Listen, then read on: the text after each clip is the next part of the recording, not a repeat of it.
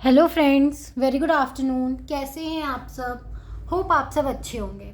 जैसा कि आप लोगों को पता है कि हमारी मार्केटिंग मैनेजमेंट की सीरीज़ चल रही है ठाकुर पब्लिकेशन की, जिसमें हम टॉपिक पढ़ रहे थे core marketing concept. Core marketing concept से हमने बहुत सारे कॉन्सेप्ट्स पढ़ लिए थे।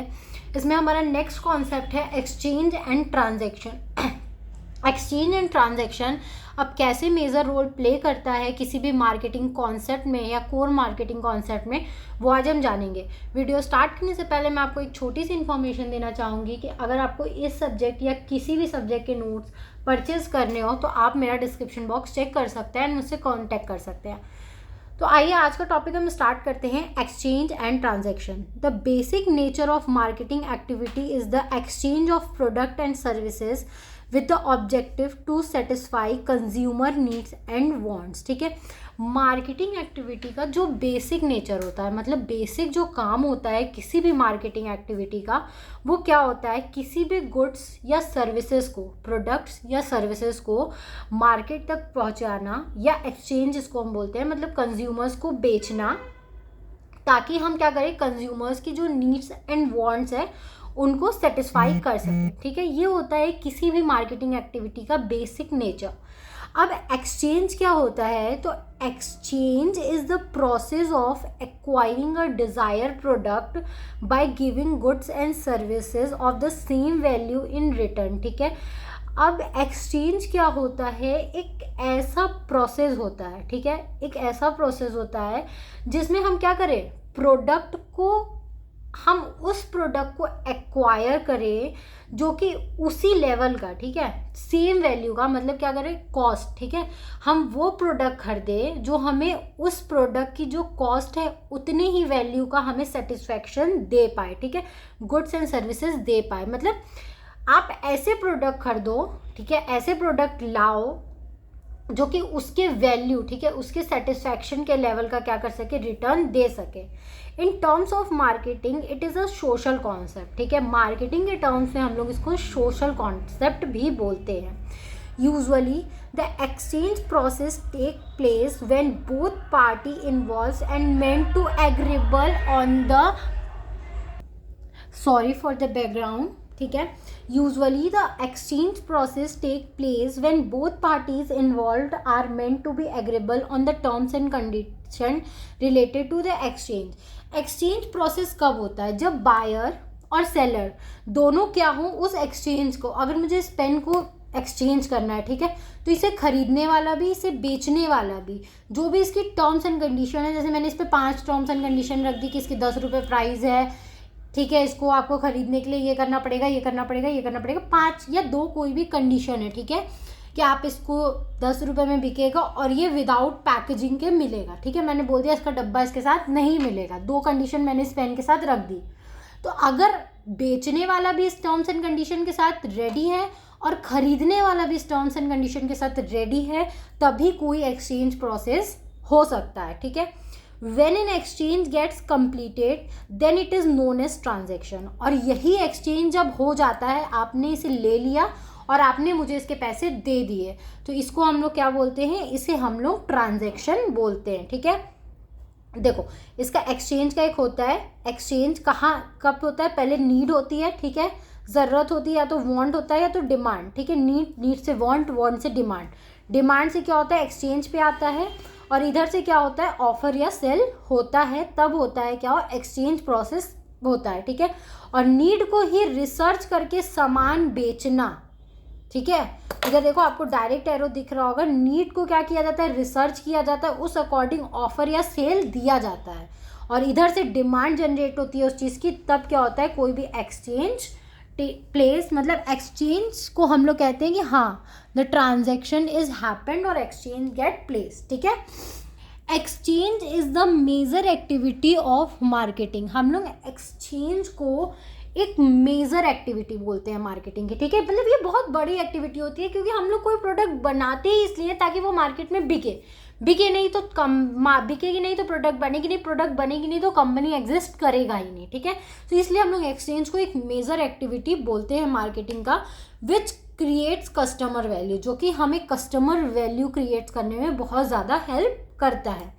There are 5 condition which should be followed so as to properly grow through the exchange process, ठीक है। ये 5 कंडीशन होते हैं अगर आपको एक अच्छे से एक्सचेंज प्रोसेस एक वेल डिफाइंड मैनर में करना हो तो ये 5 कंडीशंस आपको अप्लाई करने होते हैं, ठीक है। 2 or more parties मतलब buyer and sellers are required to commence the exchange process, ठीक है। 2 या 2 से ज़्यादा लोग होने चाहिए कोई भी एक्सचेंज प्रोसेस करने के लिए। मैं खुद ही खरीद लूँ, खुद ही बेच दूँ, ऐसा नहीं हो सकता ना। आप और मैं 2 लोग होने चाहिए ताकि ये एक्सचेंज प्रोसेस हो सके, ठीक है। बायर और सेलर का होना बहुत ज़रूरी है। एक बेचने वाला होना चाहिए तो एक खरीदने वाला भी होना चाहिए।